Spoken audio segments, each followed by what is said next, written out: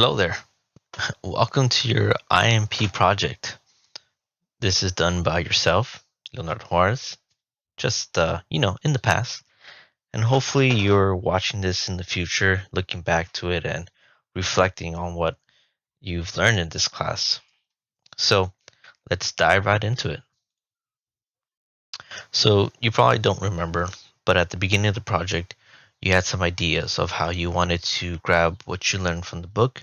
You have more influence than you think, and then you wanted some ideas, some like class moments, and then maybe some of the discussions that we had throughout the course. And you wanted to show how they were all connected and how they're all important and forming this equilateral triangle, unifying them all. But as you started to do that, you realized this isn't what you wanted to do. In fact, you kind of didn't really have an idea of what this whole project was about. So you went back and you just kind of started from the beginning. So let's do that. This was a seminar in organizational behavior. It was GBA 6150. Professor was Dr. Hi, Professor. Just a little edit note. Um, I never really found out how to say your name properly. When I was making this project, I realized it was a bit too late, and I was just frankly just too embarrassed to ask how to say it properly. I'm gonna take a crack at it, and I'm gonna say it's Dr. Chantal Van Esch. I really hope I'm right. If I'm wrong, I hope this doesn't count against me. But yeah, uh, let's head back into the video. And she was an amazing professor. Now, this project is supposed to cover kind of three main goals, right? The core topics and the managerial skills that I wanted to possess, that I learned from this class and wanted to possess. And then finally, is this project future proof? Which I'm hoping it is, which should be if you're watching it now. So let's dive into the core topics and the managerial skills. So the first one is decision making. Now, as a manager, you, Leo, want to have great decision making abilities. Now, to make these decisions, you want to cover these three topics, which is one, the information is key, right? You want to have as much information as possible before making the quote unquote right decision. Another core that you want to have is to make sure that everyone has a voice. When you're making decisions, you want to make sure that you're listening to your other team members and making sure that they're giving their input and you're not the only one giving your input. You may come to learn that some of their ideas are actually going to be better than your ideas, and you definitely want them to speak up. You don't want them to be afraid to speak up and not have a voice. And finally, you want to learn to agree with the team. If someone does speak up, has more information than you, and it turns out that their ideas better than yours, then agree with the team. You know, uh, we saw the classic example of how didn't, the managers didn't listen to the engineers. I'm sorry about the NASA project and how that caused the rocket to blow up. You have to learn to agree with your teammates when they have the better idea. And that stems from them probably having more information than you and you letting them have a voice and speak up. The next one is leadership. You want to have these essential qualities when it comes to leadership. One, you want your people to confide in you.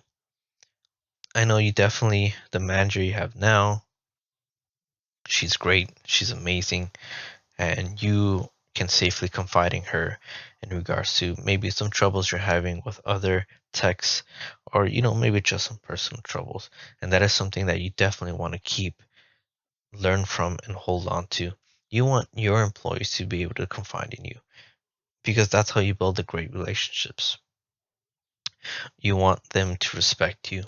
Respect is always key. You've gone into classrooms where students don't necessarily respect the teachers, right? That leadership is not there. And you've seen how quickly and how bad that turns. So you definitely want the respect aspect from your employees. And finally, you definitely want to be supportive.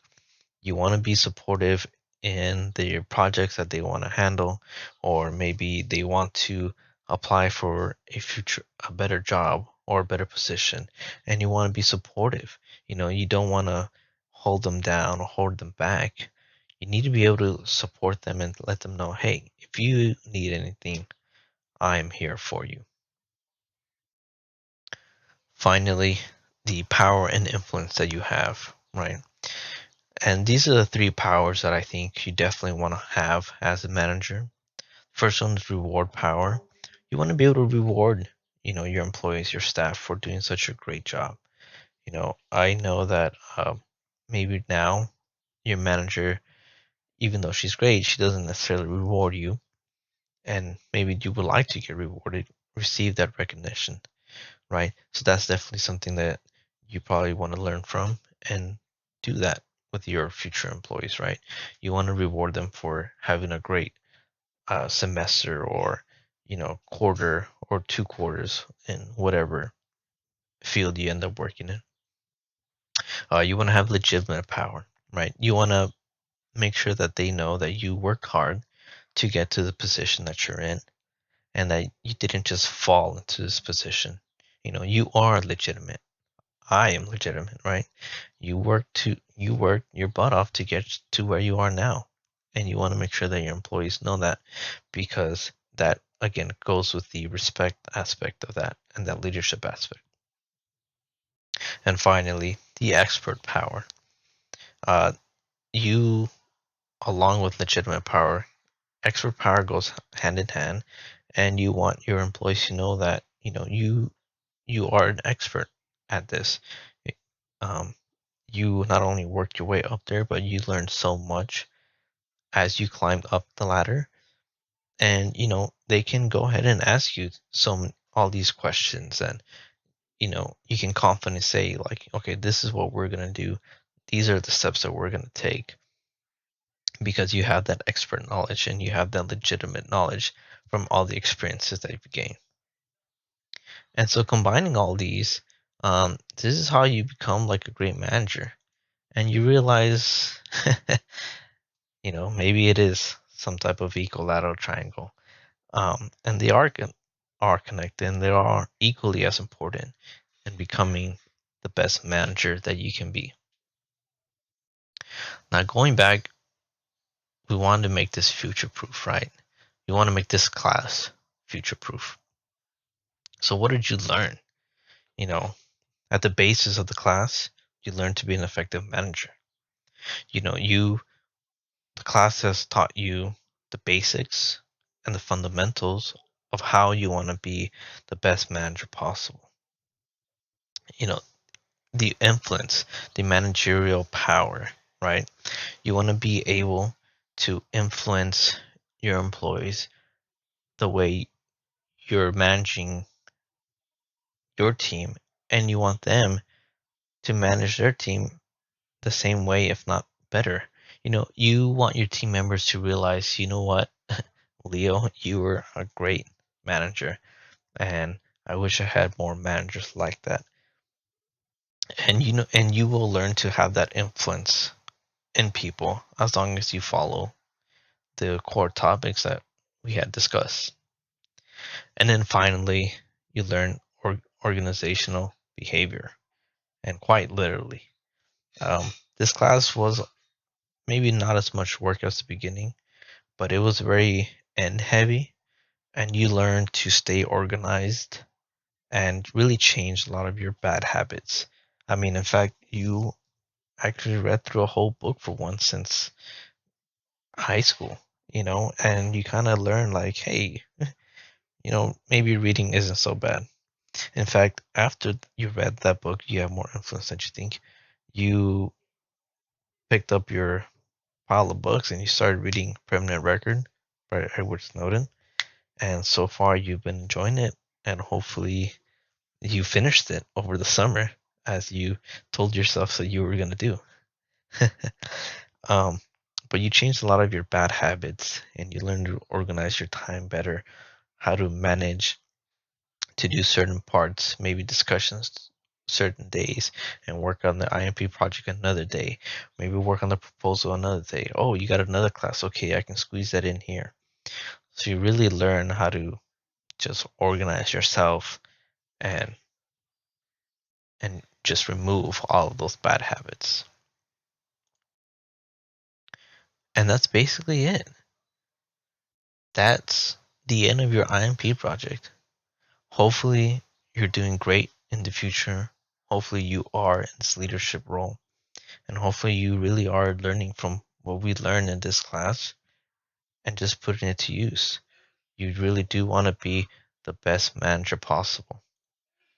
So, thank you so much. Thank you for taking your time for this IMP proposal. And I hope everything is going well. The end.